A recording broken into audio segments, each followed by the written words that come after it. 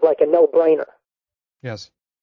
But when now we've mentioned this word a couple of times, and it's something that I think is important to clarify because there's some deal of confusion around it. When I speak about the Western esoteric tradition or Western esotericism, I'm basically referring to a whole corpus of materials, a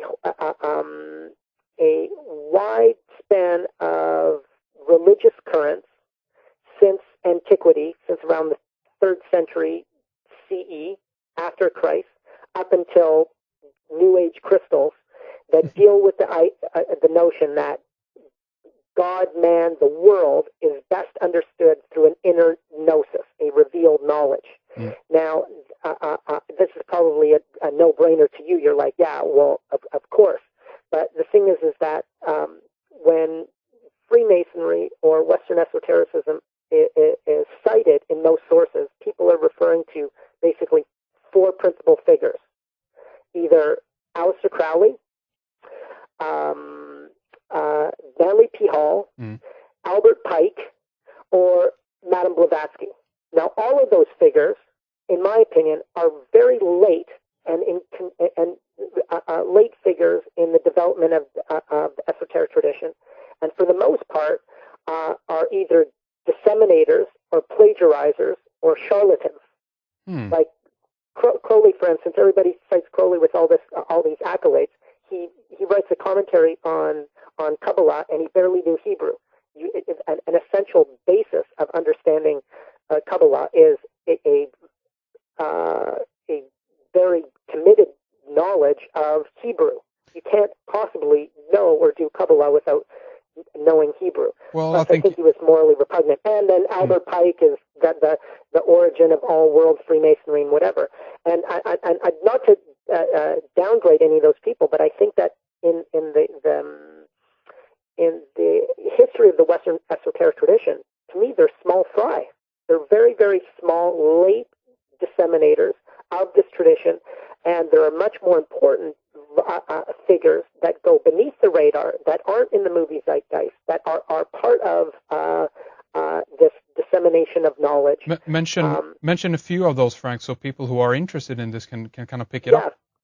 Well, certainly. I would, for instance, Marcelino Ficino, Giordano Bruno, yes, Cornelius Agrippa, Paracelsus.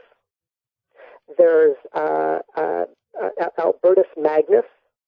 You have Zosimos of Panopolis, Lodovico Lazzarelli. There were just a huge list. John Dee, Robert Flood. Mm-hmm. These are figures that sometimes are footnoted in the popular descriptions of Western esotericism, and most people give way to more sensational figures like Crowley and Blavatsky and Manly P. Hall and whatever. I think to me it just does a disservice to this really vibrant and important part of our Western intellectual heritage. And if we kind of look to these other people, like, for instance, I mentioned Cornelius Agrippa, who wrote the Bible, like on occult philosophy. It was these 3 books on occult philosophy, and every single form of Golden Dawn magic or 20th century ceremonial sacred orders, secret societies, are in some way or another borrowing from Cornelius Agrippa's 3 books of occult philosophy. However, it's very rare, except for the astute kind of occultists, that they would reference that source. I don't want to get on that too much. I mean, that's me just...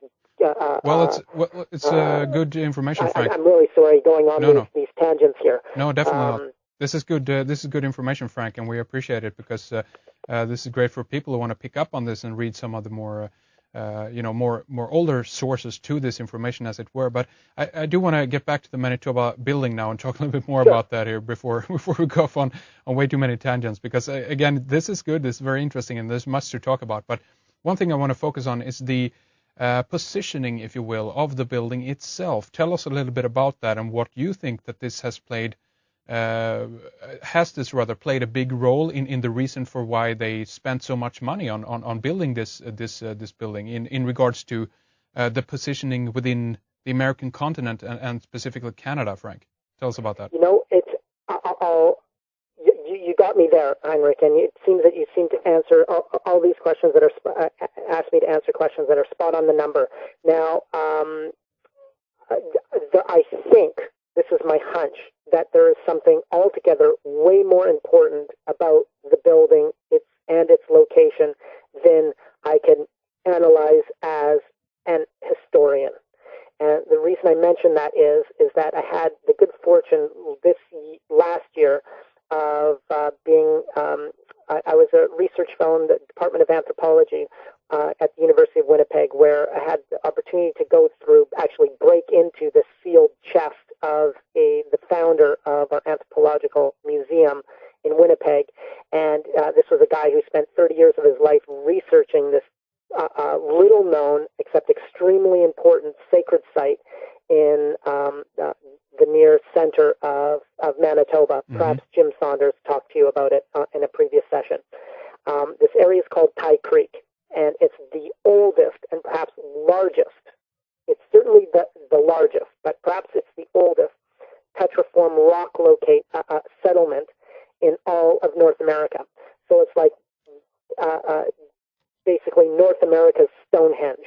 Really? And this site was investigated very strenuously by this distinguished professor of anthropology for, as I mentioned, about 20 some odd years. And his assessment of the site afterwards was that it was a kind of astronomical device, that the locations of the rocks and whatever were part of a larger mythological story related to the heavens. Now, this site is today completely fenced off, and there are only you could only actually go into the area with a Native American Aboriginal elder and somebody from the historic research branch of Manitoba. And when I was researching the legislative building for 5 years, asking the very question that you were asking, you just asked, which I've been unable to actually get my head around. Mm-hmm. Why on earth do we have this really important building here? Is it simply because of the economic promise of Winnipeg? Is it because of the geographical location? Is there something else going on? And I'm usually very suspicious about things like ley lines and all that kind of stuff. But what lands on my lap is this project to investigate this professor, basically trying to make sense of his notes on this Aboriginal rock formation settlement not too far away from the legislative building. And it's completely fenced off, and it's a kind of, I would describe it, and the Aboriginal people who view the site as sacred see it as a very sacred church, a kind of device that is meant to be used in ritual and whatnot. And that's basically my opinion of the legislative building as well. Although on its office space for local mundane laws, architecturally speaking, the entire edifice is a kind of device. Now, I don't think it's being used properly. Mm-hmm. I don't think that they've actually, I think the tradition has been lost, and I don't think that the people that act as representatives in government know that the building was designed to be a kind of Cornelius Agrippa version of a talisman, and that it was meant to spawn a kind of enlightenment. And as the architect said when the building was finished many years ago, he said that in the course of time, this building would make people more intelligent, better balanced, and altogether more civilized human beings, simply through walking through the building. Okay. And there is something that happens as you walk through it that I think leads towards, because it's this encyclopedia of world architecture. It's informing, it's edifying people on all of these different levels of sacred architecture from the beginning. And that, and this to me gives, I put my hand, a great deal of props to Jim and Jake for their work in Winnipeg, because to me it reminds me very much like among cities, like why on earth would anything noble come out of Bethlehem, or why on earth would anything come out of this ice pit in the center of, it's like Timbuktu nowhere. Why there would there be these two really advanced and highly complex pieces of architecture side by side? Yes. I mean, to me, it's just like the possibilities of that should squash any naysayers. Frank, I guess it doesn't matter, how we today regard, let's say, things like the energy grid of the Earth, what have you, but the people who built the Canada's version of the Stonehenge probably did, and even the people who then designed and built the legislative building might have had that same persuasion, if you will, Right. Now, I've been, very much so, and I've since become acquainted with the Aboriginal community and befriended a certain very respectable elder in Manitoba, and he seems to think that even though the building was designed with all of these Western esoteric formulas, there was a much higher power of spirit going on informing them doing that. Mm-hmm. And the reason that it was informing them was because of this, at least the way he sees it, this Aboriginal prophecy, that it is at the center that all people would return, that would begin this new age. And so every year, for instance, I believe it's sometime in September, they hold this fire gathering at the sacred site in anticipation of this new millennium. Okay. And that my discovery of the legislative building now is only just an indication of many more discoveries that would point people towards kind of returning to the center. I'll be honest with you, it's very compelling. Yes. Piece of work, and sometimes I'm convinced, but for the most part, my studies have mostly revolved around the architecture of this one place, and I'm almost embarrassed to say that it is been enough to catch my attention for 6 years. Well, that says a lot, obviously. But okay, so a quick question to squeeze in here before we move on to the next question. Sure. But do you know if the building ever have been used by Masons as a temple, as a lodge? Yes, it has. Do you know if it's still to this day? Did you say when did that happen? Well, does it happen today also? I know that it has happened recently, yes. I think last year, and there was, at one point I had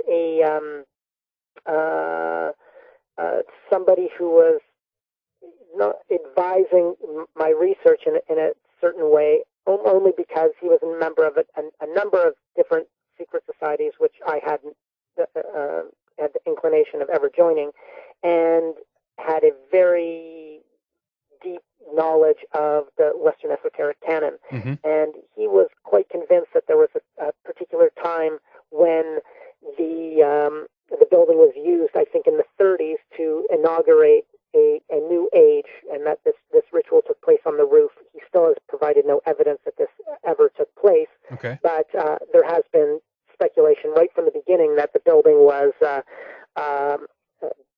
well, maybe not right at the beginning, but for instance, one of the members in Parliament was a medical doctor who performed these scientific experiments on ectoplasm and basically talking to, basically having seances and whatever. And these seances became so popular that people like Sir Arthur Conan Doyle, the guy who wrote Sherlock Holmes, and the Prime Minister of Canada met in Winnipeg to perform these seances with this doctor who was a member of the legislative building. And I'll be honest with